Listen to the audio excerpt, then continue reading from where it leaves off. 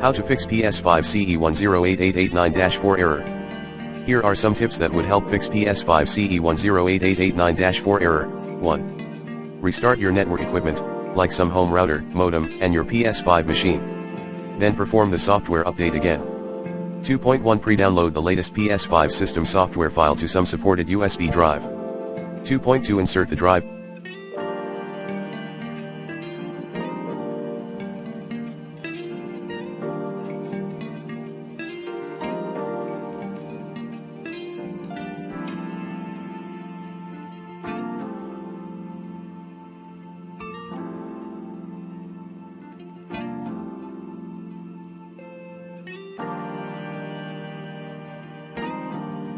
To your PS5, and try updating your PS5 later. 3. Make the best of some newer game disk for PS5 to update your console.